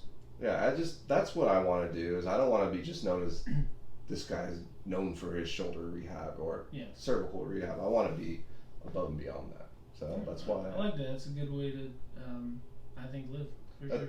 That's also why I worked outpatient as soon as I got out of the nursing home job. Was just because I don't want to lose the skills that I've already learned at school through outpatient, and then the ones that I've already done from nursing. Granted, I could go do acute care, which is in the hospital, people who just get fresh out of surgeries, work on them like day of, or home health when they get discharged from wherever, and then they may not be ready for outpatient, or there are other things, so you work on them in their home in that perspective, and then just want to be all around therapist, like I was gonna say, basically in a sense, you don't want to be just like stuck in one lane, I guess. Exactly. That kind of gives me a lot of anxiety because it's like I made it, but now what? And I was just like, I don't like that. It's like now you gotta go drop dead, like. Granted, I'm 28, and God can pull the rug out from any of us any day. But like the way I think about it is, I'm not ready to be done. It's like I'm still ready to learn, develop, and what we talked about earlier. Why I feel like people stop growing is not challenging ourselves. Yeah. So I think our generation, maybe even the younger ones below us, like I think we've all kind of come into that mindset about kind of doing different things kind of all at once, I guess, or just being good or maybe experts in just different types of things compared to, say, maybe our parents or grandparents. Because back then, it was like you learned one thing and you did it for the rest of your life. That was it, right? And I feel like we've kind of like broken away from that. We kind of want to do a little bit of everything, Yeah, that's the way I view it. I could be wrong, but at least that's my perspective. This is more of like a fun fact about physical therapy and like adaptations and over time. Like we have this muscle in our hand called the palmaris longus, and it's the middle tendon right here that you see, and so it pretty much goes onto the carpal bones when it inserts. It looks like, and I always remember this, it looks like a thing of cheese, but I have a point to this. I'm not just bringing up cheese. No, it's okay. I love food. On the cadavers, a lot of them have two palmaris longuses, left and right. And as generations have gone, I still have two, but like a lot of my classmates, they only had one. And I always like to beg the question, like, what are we doing this generation, or maybe whatever they're in their family tree, that their ancestors didn't do, to where they only have one palmaris longus now? And it's like just something fun to dabble in. I brought that in when I TA'd the anatomy for her. I was like, this isn't like a question that you'll get on your exam, because a lot of times, like, so hypervigilant on the exam, I'm like, just relax, just think about this muscle. Like, this is just out of pocket. Like, why would, just give me a fun fact. Why do you think that muscle's not in us anymore? I think that's in a lot of things in our body, because the first thing that comes to mind is our teeth. I always think about, like, when you were talking about that, I didn't know that about the wrist, but now that I know that fact, I'm going to have to remember it. Like our teeth, like, at least what they say in research and stuff is like the wisdom teeth, like back in the day. Nobody was getting it extracted. Yeah, back in the day, no one was getting extracted, or like generations ago, like our jaw apparently was big enough for all those teeth, and we used those teeth because back in the day, I guess caveman day, all those like, we ate more meat and we needed those extra teeth, right? And now, over the years, since we've, I guess, evolved or progressed, however you want to put it, or evolved, I don't know. Some people might have or devolved. Who knows? Some people, now we don't need those teeth. So that's why we get them taken out now. I think from what I read, because I'm a big avid reader, like that's just a fun hobby of mine. I think I read somewhere where it was like, the reason why we're getting our wisdom teeth removed, and there could be somebody who knows this a lot more than say this is probably not true or I'm all in the ballpark, but the reason why, because it goes back to the cavemen, like they weren't cooking their food. Yeah. They were hunter-gatherers. They had to eat for that day. And I think those wisdom teeth were to extract the bacteria that were on the uncooked meat. Because, like, we weren't avid chefs when we were many generations ago. It was just eat to survive. And then now that we started cooking our food, we got more wiser. We learned more nutritional values. That teeth has basically become non-existent. I actually haven't heard that part about wisdom teeth, but that could be real. That could make sense. Yeah, to quote Eddie Bravo, it's entirely possible. So. He says that about every conspiracy theory in the world. He just says it's entirely possible. Just look into it. Yes. I do love conspiracy theories, but I just don't believe all of them. But they are interesting to at least look into. I remember talking to that particle physicist, because he's like, you get on some of these things about what's natural, what's the middle of the ground, and then what the conspiracy theory says. And he's just saying how the natural is what you have, the evidence that you have. And then the conspiracy theorists he was saying was like, they just take it to a whole new perspective. Yeah. But like the way I look at that way is like, there's three stories to every side. Some people like, it's you're saying, they're saying. Well, I'm thinking like, if you and I got into a disagreement and then you went to go tell somebody that your side, and I went to go tell somebody my side, there's the middle ground. Like I have my ground, what I'll say in that story, you'll have your ground, what you'll say, but somewhere in between that third middle ground is the truth, really. That's the way I look at it. That's a good way to put it. And I guess the part that sucks nowadays is which is a reason why I love doing this podcasting and having all different types of people on, is just because I think nowadays we've gotten away from like just having a normal conversation about things that we disagree on or agree on without like, I guess, yelling over each other or trying to kill each other. I guess that's the point. And no one has a rational conversation anymore. And that's to be said about what separates like adult conversations from people who just like spew a bunch of nonsense. And like, I'm the most opposite when it comes to politics. I hate every politic branch possible, just because I feel like each person's out for themselves. And if you have a belief that's different from mine, I'm not going to shame you for it. There's just no reason to be like that. Because at the end of the day, we're human beings. We should all be cordial with one another. We should want to know and learn about each other. And I just don't feel like the right way of life is to block somebody off because one thing they believe is differently from everything else that you guys agree on. And that's the problem nowadays, is that happens every day. And we have people arguing what's better, Burger King or McDonald's. I'm like, they're both garbage. Like, we shouldn't be even eating that stuff. Either way, they're bad for exactly. People are at each other's throat over fast food. Yeah. So, like. Either way, it's not good for your health in the long run. Yeah. I have a question for you. Yeah, go ahead. What is your end game goal for this podcast? Well, I guess I can start really at the beginning. My beginning of this podcast was, and it's still the same, is kind of what we just talked about, having like rational conversations. So I'm sure you listen to other podcasts, which I do as well. But a lot of the big podcasts that are worldwide, really. They bring on celebrities mainly, famous people, which is cool and all, right? There's no hate to them, but the famous people and influencers, whatever you want to call them, it's a very small percentage of the population, right? It's like maybe 1%, right? So we'll listen to their podcast, but we in a way can't relate to their stories because we're not in that world, right? So I feel like it's kind of just not a conversation we can relate to, right? And it's cool to listen to, but other than that, we don't really get anything from it. We don't get anything, I guess, information that maybe we could use. Stuff that's relevant. Yeah, exactly. So I started the podcast, and I wanted to bring on people from just all different walks of life, different ages, whatever it could be. I wanted to bring, like, the everyday person, I guess, right? Because for most of the population, that's what we are. We're an everyday person, right? Not everyone's going to be famous. So by bringing all those people on and sharing their stories, maybe their struggles, their professions, whatever they wanted to share, it would really show, that a lot of us are all like, we maybe think the same way. We're more alike than maybe what the media and news tells us that we are. In media and news, they're always showing us that we're all divided, et cetera, right?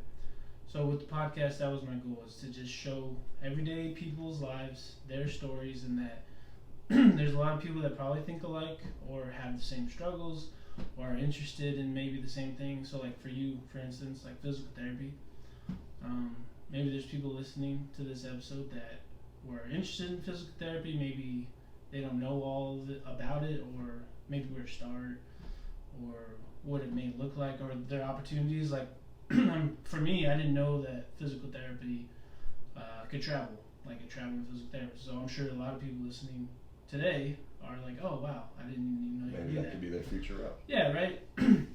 I thought for most physical therapists, you're in a hospital setting, because that's the only physical therapy I ever did. And I guess that's just because I was fixated on that, right? So by bringing everyday people, I think people listening to others who are more like them is better in the long run than them listening to like a famous person complaining, I don't know, about something, that a dress got ruined at a $1 million party. I don't know. It's just, we're not going to relate to it. So that's still the goal, and that's why I still do this. Now, long term, if this were to get, big, and I guess recognition, and a lot of people know it, right? I'd be very happy for that, without a doubt. But even if it stays kind of where it's at, and it's just small, and I still have guests coming on all the time, I'd still be happy with that. It's kind of what you talked about with your job. Like, money isn't the long-term goal, but it definitely helps. Of course. Like I said, if this grew into something like that, I'm not going to complain about it, right? But I don't want that to be like the focus, I guess, because I feel like sometimes when money is the focus on anything you do, it kind of like derails you in a way. And if you don't reach, I guess, that money point or money goal, you're almost like disappointed, and maybe you change and you go off course now because you're like, oh, I'm not going to do this anymore because there's no money, right? So long-term goal, yeah, it would be nice to get this bigger. I guess the next goal would be, if I can do it, is move this out of the house. Yeah, I built a pretty good studio as best I could. It's very pretty. I like the way it's very homely vibes. Thank you. But I'd like to move it out to maybe like its own private space somewhere in a town. Well, I don't know a town, but like a private space, like almost like almost like a business, I guess. That would, I would think, would notch it up to an even more professional level than maybe what it is right now. So yeah, long-term goal, that's what it is.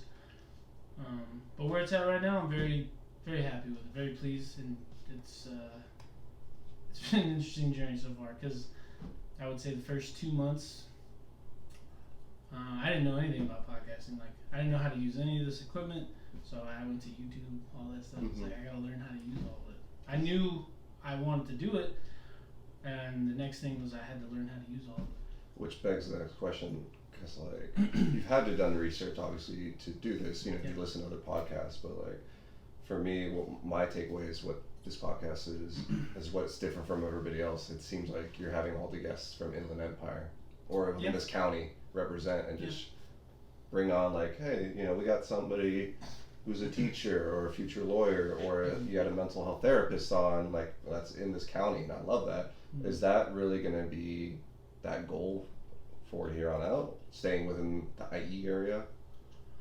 I think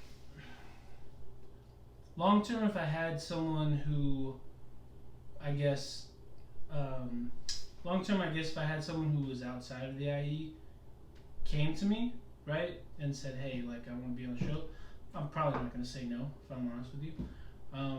But, and you know, it's funny, like, the Inland Empire thing, you're the first person to ask this for sure.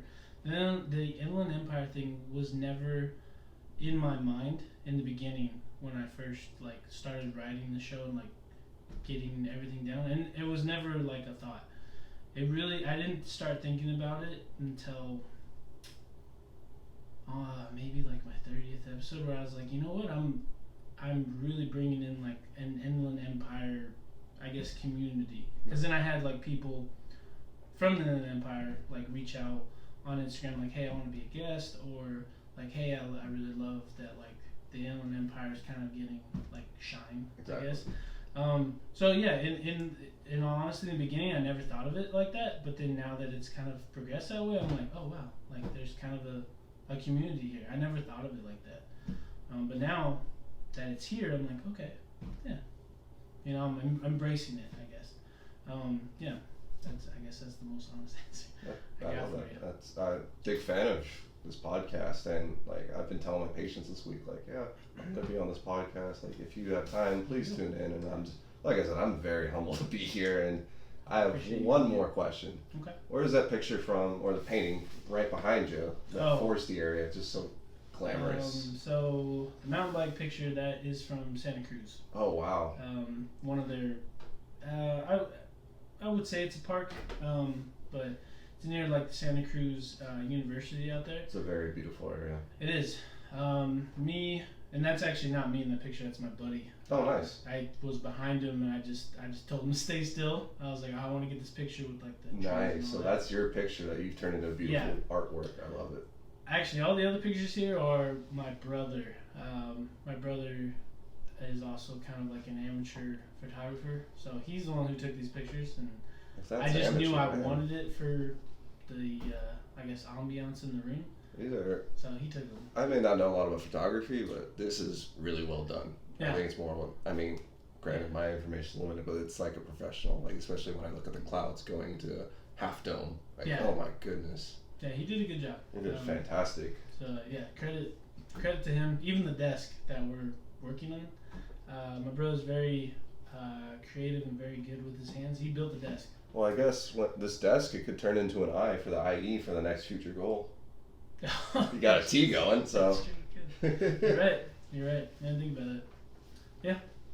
Yeah. So far, so good. Any more questions before I ask you the very last one? This is more of a fun question for me. Okay. Favorite food spots, In like the IE? or just in general. I talk food with my patients, so I love learning everybody's favorite places to go eat, so I can go try it. Favorite food spots. Doesn't even have to be in the Are IE. you a fan of sushi? Of course, Okay. I eat everything and anything. Alright. So I love sushi. It's definitely like in my top, probably 3 or 2. Nice. There's this great place in Ukaipa called Tuna Time. Tuna time. Okay. Yeah, very good. It's in a little area that's It's kind of like a little marketplace. The marketplace has like a liquor store, like a chicken spot, like a donut shop, a driving school. So it's kind of just like in an odd area of Ukaipa, but it's really good. Tuna time. It's really small. It's it's probably a little bit bigger than this. You know, it's pretty small, but it's very good. I'm a big fan of sushi. Tuna times. That one's good. One of my favorite places growing up, if you're in the Inland Empire or you're visiting, it's in Redlands. Me and my brothers and family used to go there all the time as kids, and we still go now. So it's just a little Mexican road stop place in Redlands by a dealership. It's called El Burrito. I've probably driven past it because Probably. Redlands is right next to Redlands. Yeah, it's a little red building, and it's been there since like 1928 or something like that. It's real old, and it's next to this like Ford dealership. And it's just Mexican food, and you just walk up to a window, pay, order, and then you walk. Like there's a few outside tables to sit, but other than that, you know, it's more of one of those Mexican restaurants where you just get in and go, or you eat in your car, I guess at the least. I'm a huge fan of just eating at mom and pop stops. Yeah, mom and pop stops are usually the best. I've been let down by franchises so many times. I'm just like, whenever I go out eat with people, they're like, let's go to here. I'm like, really? Like, you want to go to, let's just say, not Chuck E. Cheese, but like that type of thing. Like, I get what you mean. People, they know about it. I'm like, you know, why not go to the place that you've never been to, that maybe very few between have not only been to, but it's actually really good, and you can support local business. Yeah. That's always been a big no-brainer for me. Like, go to places you've never heard of. I get what you mean. Those are the two that come to mind right off the bat. Tuna time. I'll have to write that down. Tuna time and Ukaipa, very good. And El Burrito and Redlands. El Burrito. Yeah. Super easy to find. They're, like I said, they're just small, but yeah, they're good. You ever eaten in the strip of Old Town Redlands? Yeah, kind of in the bar area, right? There's that little vicinity where it's like that little walkway. Like, yeah, okay, so there's like Darby's. Yeah, Darby's is really good. Darby's, and then they opened up like a new whiskey place. Like as I graduated, I went there before I left, and it was really good. I think it was more of like whiskey American food, but like distillery, right? I think so. Yeah, it was just phenomenal. Like, I think I know what you're talking about. Oh my goodness! And then there's a fantastic Mexican food place to get next to it. There's another place in that alleyway, Cheese Walla. I've been there. Yes, they're pretty good. Like everything cheese related. Yeah. Cheese Capri Suns, they got it. They don't, but they're pretty good. I like them too. And even there's the other one that's new. There's like a breakfast joint next to it. That's pretty good too. Yeah. There's also another place like when you walk. The Hate Burger. Yeah, Hate Burger. Oh. Hate Burger. They're a little pricey. Everything's it's still good. a la carte, but they're. Oh my goodness, yeah. And then there's Batter Rebellion. I don't think I've been there. It's like next to Cheese Walla, like in the hallway. Yeah. Right there. It's only open at like night. They don't really open up during the day, but they're pretty good. What was a tradition of mine on Thursdays was at Loma Linda, where the school was SDA, so they would be Monday through Thursday, and then Friday would be off, and then for weekends, every Thursday I would just take myself out for a place to eat in Redlands and have a glass of wine and just like relax after studying. You can't really go wrong in Redlands. Thethe's kind of there's a lot of good places. There's a lot of good places, you know. Yeah, you really can't go wrong. I do miss that area a lot. Yeah, that would be an area of the Inland Empire that I'd be like, yeah, I'd live there for sure. It's very underrated. It's just a little pricey, but I'd live there. Very underrated, yeah. Like food wise. There's also, I don't know if you've ever been to Plant Power. Is that the one by Sprouts? Like in yeah, I've never phenomenal. been there, but oh I've my heard goodness, I know Riverside has one, and like I tell people who are vegetarian, I'm not. I eat everything because like once you cut weight in wrestling, you're just like you should be open to everything. That's the way I looked at it. But like their vegetarian food and vegan, my God, I knew that part. Their black bean patty, I don't know what they put in there. It's very addicting. I still crave it to this day. Oh wow, okay. So I recommend people who go up to Riverside area, like if you're vegetarian, that's the place to go to. Or if you're in Redlands area, that's the go-to. Okay, I'll have to try it. I've seen it, and people always tell me the only thing that they're missing is I tell them this every time is you don't have sweet potato fries. What the heck is going on? Sweet potato fries. It's supposedly healthier for you. I mean, goes with that, right? That's what I'm a sucker for the most. If you have that on your menu, I'm getting it. Oh, sweet potato fries. Oh my yes. Okay. I can. I don't really ever eat it with anything though, like ketchup or ranch. I always have to eat it by itself. That's fair. I'll just try out variations of what sauces go with because I feel like that's a part of living, is not only just exploring the world but exploring your food taste.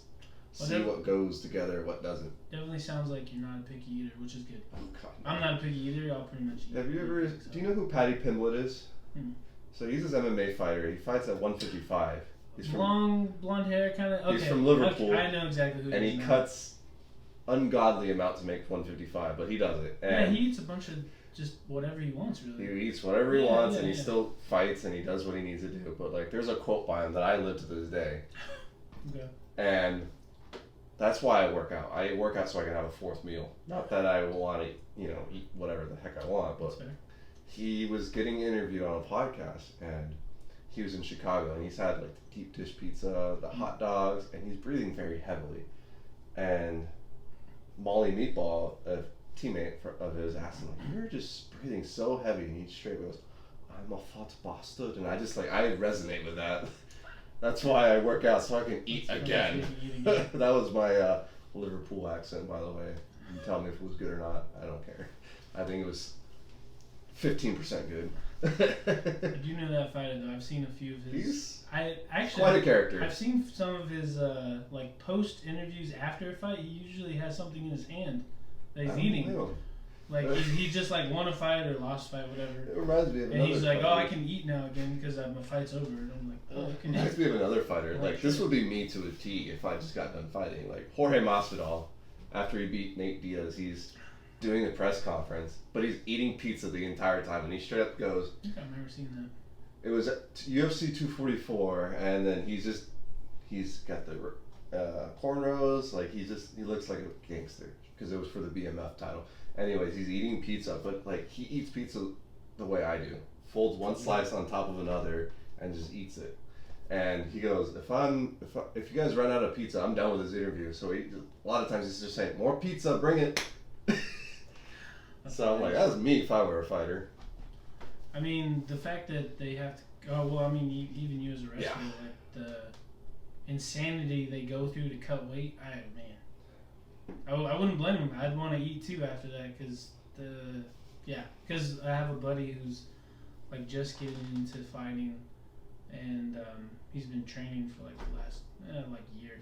Nice. He's ex-military, and he's always been into UFC and all that, but now he's like fighting. He had his first fight. He had a first fight like a month ago in Emeryville near San Francisco. Nice. But he's always talking about just like the crazy amount of stuff he has to do to get weight, and I'm just like, oh god. I'll tell you my. And he likes to eat too. I'll tell you my worst story. Okay. Battle for the Belt. That tournament is basically the equivalent of almost our state tournament. Okay. It's a 64-man bracket, so there's a lot of teams there, and a lot of times, because Temecula Valley hosts it, so we're their rivals, so we're just across the street, which is nice, so we don't have to go too far. Mm-hmm. They'll usually recruit a team out of the country, out of the state. Okay. So I think my junior, or might have been my senior, they had Pennsylvania, Bethlehem, like a team from Pennsylvania. And Pennsylvania's got Penn State. Oh. And they're the best wrestling program in the country by far. So they probably get some from there, but Pennsylvania's a very good school, very good state that has wrestling. Anyways, I don't know if you know much about wrestling, but if you go to a 2-day tournament, you have to weigh in both days. Oh. Okay. So that tournament, that specifically, I wrestled 126, but we had the growth allowance, so I was 128 day one. So that means the following day I had to weigh 129 because they gave you a +1. You had to weigh 129 the next day? Yeah. Oh, that was their only, here you go. So I was 6 pounds overweight the night before. How'd you, oh God, okay. So and then, how'd you cut that? It's because it's funny, I talk to Harlan about this all the time, because I remember his post on Facebook, he was 7, and he was much heavier than I was. Mm. I think what made mine harder, though, I'm not trying to brag or anything, because I used to walk around my junior year 145-ish, and I dieted to about 132, and then I qualified for the 126-pound weight class through the hydration. So at my peak lean, I was good enough for 132, but I went to 126. And the reason why I'm not a picky eater is because I was so diligent with my dieting throughout that whole wrestling season. And I just threw away all foods that I never appreciated. Like for me, tomatoes. I love tomatoes now. Didn't love them in high school, but yeah, that tournament, 2-day tournament, I think it was 10 o'clock at night, and I went to bed maybe 1 o'clock. Okay. So my dad dropped me off about 3 miles away from the house, and I ran back. I only lost a pound, and then I'm on our bike for about an hour. I lose about another pound, maybe a pound and a half.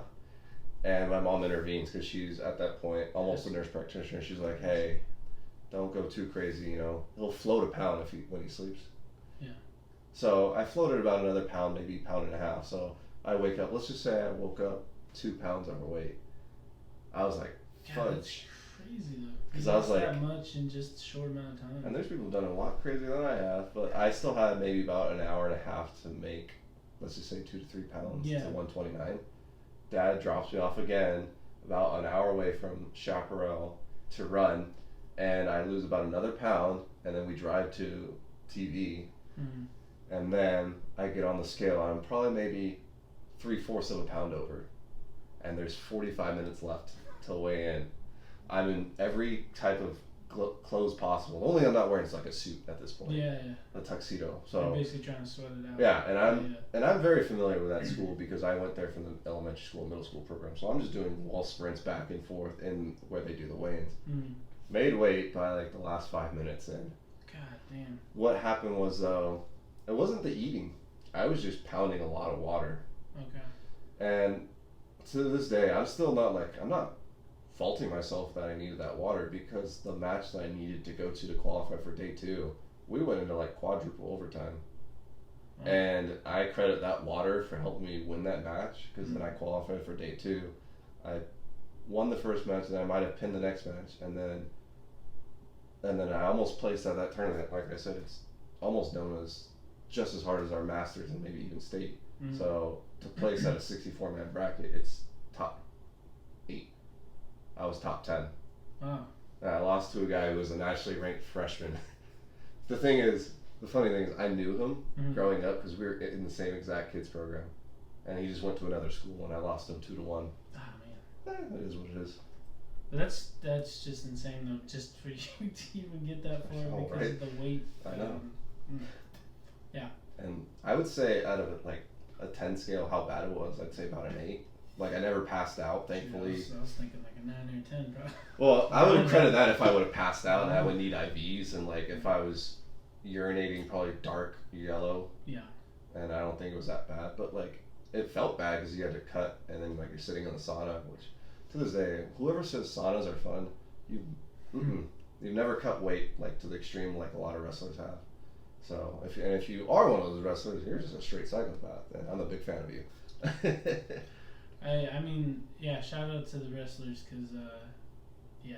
It doesn't even have to be wrestling because, like, jiu-jitsu does it, boxing does it. People barely want to to combat sports, really. And I know, like, personal trainers, when they do that stuff, they do that, too, for their shows.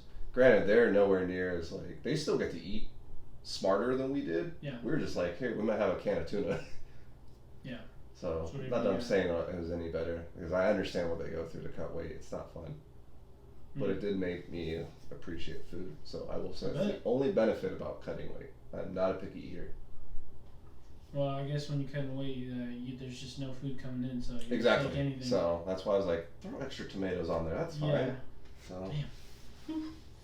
Well, I give you credit because I don't. I mean, maybe if I had grown up in wrestling, I would have been like all for it. But basketball was totally different. It was like, well, you need to eat. How long did you play basketball for? Until I was done with high school. Okay. My injury with my knee just kind of derailed me a little bit. Both your knees or one? Just one. It was my right knee. I had surgery on it. It was a few years after high school. I probably should have gotten it done in high school. ACL, meniscus, LCL. I want to say it's the LCL. It's the tendon that keeps your kneecap in. I think that's the LCL. So I'm not trying to be like this guy, just because LCLs are ligaments. Tendons are not. Tendons connect muscle to bones, and ligaments go bone to bone. That's the difference. Okay. And the way it took me a long time to learn that was I didn't realize until I was looking at it on a cadaver. Okay. So. All right. So yeah, the whatever keeps my kneecap in, it was the right side I tore. Okay. So they had to go in and like refix it, but I didn't do it till probably like 3 or 4 years after high school. I probably should have got it done in high school, but I know they have that conservative mindset when it comes to like operating, especially on people who are younger generation. They're like, we can try physical therapy and strengthen the muscles around the knee, and hopefully that'll take care of it. Sometimes it does, sometimes it doesn't. It depends on the grade of the tears of the knee. Like, it just, if you have a grade 1, which usually means it's not destroyed really, it's like an acute injury, it's something you could probably strengthen and be good. 2s and 3s are the ones where it's more severe. Yeah, well then I would say like probably like the 3rd year after, I was still playing basketball just like recreationally, because it's definitely something I love. I didn't really want to give it up, and I would say like that 3rd year my knee was like giving out, like I was probably dislocating my knee, like I think that 3rd year I probably dislocated it like probably 4 or 5 times in 1 year. So then by the 4th year, I finally went to my doctor. I was like, I think I should just get surgery on this, because I was like, therapy's not helping. And I did therapy in high school, blah blah. I was like, my knee just keeps giving out, like when I play basketball, because mainly it gave out when I was making like sharp like cuts. Pivots. Yeah, pivots. And the knee goes that direction, and it was gone. It's good now though. Oh yeah. Now after surgery and therapy and just kind of like working out more, and like strengthening it, yeah, we're good now. But yeah, I probably should have got it done in high school, but it's alright. Were you more of an offensive or defensive player when it comes to basketball? Offense, power forward. Now I'd probably be like the smallest dude on the court. If I was playing college or NBA. Because I have a patient where, I don't know if he's ever coming back in therapy. He's been no showing, but he's 18 years old and he's got a scholarship for both basketball and football. He's I don't know what school he's at, I can't remember, but he's going to UCSD. Okay. And I was just picking his brain, like, tell me the differences between basketball and football. I know my perspective of it, but I was like, tell me what's hard for you as a basketball athlete to go to football or vice versa. And so just explain to me everything. Just trying to pick his brain, because I'm like, that's a 2-sport athlete that you got both scholarships for. Yeah. Which sounds like it's unheard of. Usually, I only have the experience from the basketball side, but I had teammates who were also football players. One thing I always noticed for football players who also played basketball, they were usually better at defense than offense, and I think it's just because of like the aggression aspect of football. They were better at defense than they were offense. And he also was saying what was hard from the transition too was because football has like 12 games. I don't know how many high schools. There's that you have breaks in between plays, but also you have like 12 games in high school or something. And basketball, they're playing like 3 times a week, at least with the NBA. It's a lot longer, and you have to play both sides of the ball. Exactly. In basketball, so like most of the football players who did play basketball, at the end of their season, usually our coach would start getting them to run pretty much like after football practice, because then we had like probably 3 or 4 weeks before basketball season started, after football season. So he'd get them running like immediately, because a lot of them had to slim down. Fair. Just because like their cardio wasn't there. Because football it was much. They were just trying to get bigger, and you're not really running all the time for a football game, depending on what side of the ball you play. Yeah, he was saying how like it was easier to go into from football to basketball because, it was harder for him to go from football to basketball because they had more games, and then your frame's a lot different, and then your endurance is much different. But he said it was easier to go to basketball to football because like it's not less calm, but like if you're only playing one position, you're only playing one position, and a lot of times when you're playing basketball, you're playing both. Yeah, you can go everywhere pretty much. Exactly, because they don't have time because they have 6 timeouts in a basketball game. Yeah, it's usually 6. And you got to be conservative about that for injuries and whatever, and strategy and whatnot. So you can't just call timeout and substitute him in. And it's a smaller roster. Yeah, and you can only You get, like, maybe substitute 10, somebody 15. in during when they're shooting a free throw. Shooting free throws, or if there's like a dead ball, So, out of bounds play, and stuff like that. I don't know how often that happens in high school and college, but in the NBA seems like it happens a lot because Yeah. it's more of a strategy thing. Yeah, for sure. I don't know, maybe I'm wrong. Yeah, it's definitely different. I don't think. I mean, I never played football. My mom didn't want me to play football. It's fair enough. She was like, "Nah, you're good." I was like, "All right, that's fair." But looking back, I'm like, yeah, I don't know if I could have really transitioned from basketball to football very well, even if I tried. But it is what it is. Basketball has always been there. So, all right. Well, I know this kind of went back to your career question, but this will be the final question for Sure. you. You know, end of the episode. What does success mean to you? So, success means to me as a human being, because I don't really take my career into effect, mainly because there's so many things I can do with it. But as a human being, I want to be the best human being I can for not only myself, my patients, and for everybody I meet. Like I brought up that quote from Deadpool, just be a better human being each day. And I feel like we should strive towards that. I'm not always at the library or Barnes and Noble reading, but when I am, I'm reading on personal growth. I'm learning on things that I can make myself just appreciate life much more and just, like I said, be better towards my patients and everybody else.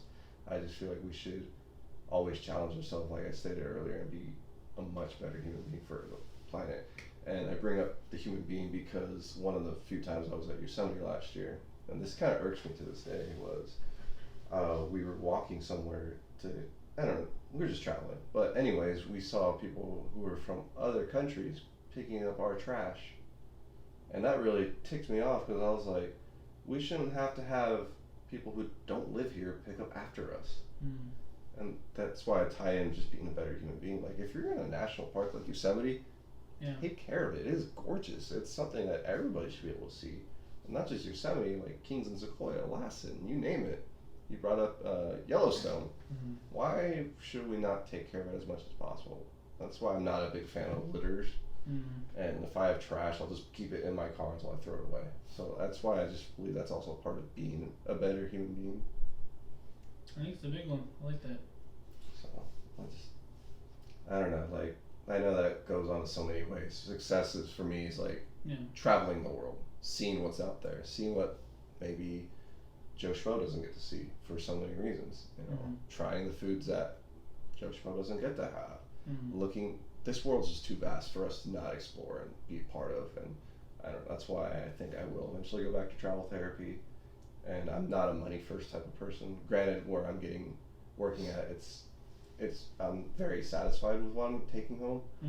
But I'm not a money first. I never wanted to be that type of person. And I want to be a human first. I want to help the person on the corner. I want to help my patients. I want to help whoever needs help to live not only their purpose, but that way it fulfills my own. Because I just want it to be different. Not just be different, but like, yeah, I make good money, but it's not who I am. It's the soul that I have, the aura, the presence that I bring out in others, or maybe you, my patients, you name it. I want to be above and beyond what I'm just a physical therapist or a former EMT or a wrestler. I want to be just more than that. I want to be, hey, Dylan's a very good guy and he knows how to have a fun time and knows some good places to eat or go hike or travel. You should, if you have questions, hit him up for that or whatever. So, I don't know. You want to be known for more. Want to be known for more than just, exactly, yes sir. So. I like it. Well, I think that's a good way to end it. Anything else you'd like to say before I sign off? Just once again, thank you for having me.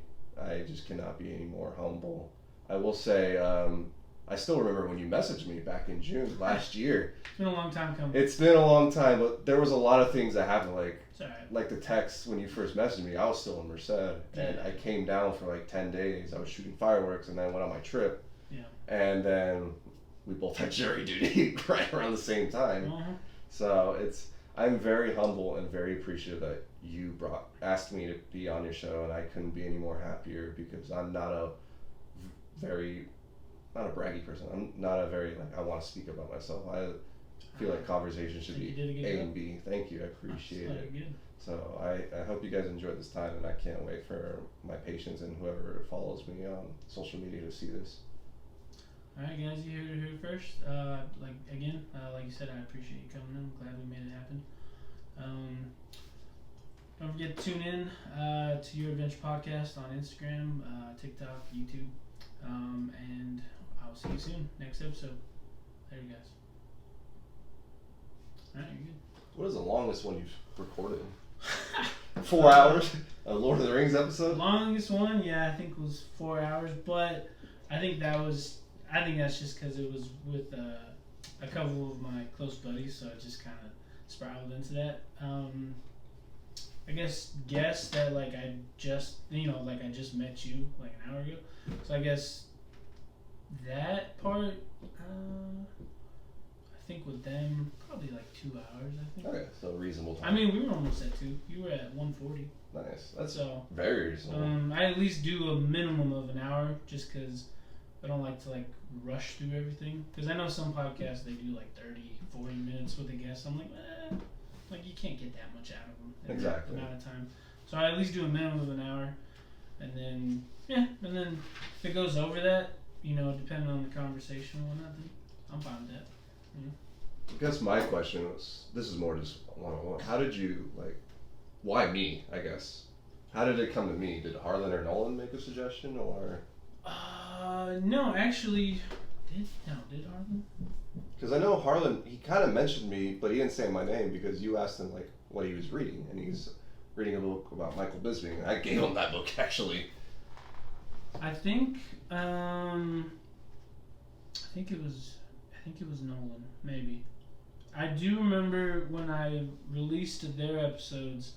I know I had seen your name pop up, and I saw physical therapy as like a part of your thing, and then I knew that you also knew Harlan Nolan, so I knew that was a good end or a good not end because definitely for this show or I guess podcast in general, it's like fishing. You kind of have to go fishing for guests and see who bites, I guess. You know what I mean?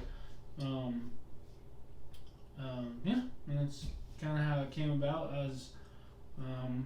The physical therapy part was like the part that interested me just because I had already gone through it like several times before.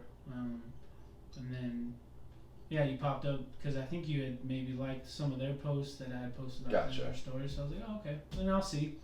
In the beginning I thought maybe it wouldn't work because I was like, oh, he doesn't even live here. Because at first I didn't really know what was going on with your situation, so I was like, oh, he doesn't really live here, so that probably won't work.